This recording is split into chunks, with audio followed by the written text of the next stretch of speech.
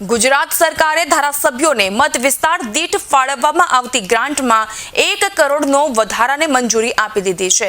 હવેથી ધારાસભ્યોને વિકાસ કાર્યોની ગ્રાન્ટ માટે 1.50 કરોડ મળતા હતા તેના બદલે હવે 2.5 કરોડ મળશે।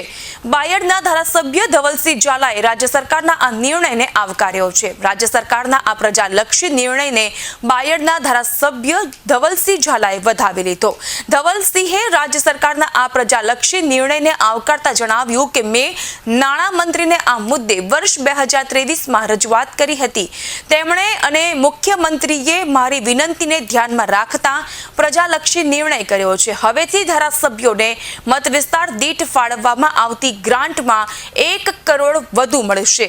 હું આ નિર્ણય બદલ મુખ્યમંત્રી ભૂપેન્દ્ર પટેલ, નાણામંત્રી કનુ દેસાઈ સહિત વડાપ્રધાન નરેન્દ્ર મોદી અને કેન્દ્રીય ગૃહમંત્રી અમિત શાહનો આભારી છું।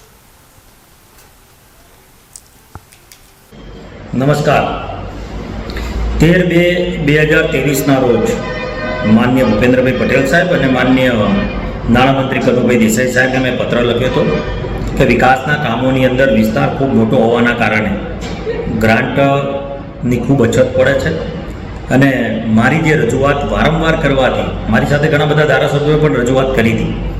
રજૂઆતને ધ્યાન ઉપર લઈને માન્ય મુખ્યમંત્રી શ્રી અને નાણામંત્રી શ્રી અને તમામ મંત્રીમંડળે વિચારીને આજે ધારાસભ્યની ગ્રાન્ટમાં 1 કરોડ રૂપિયાનો જે વધારો કર્યો છે તે બદલ તેમનો આભાર માનું છું।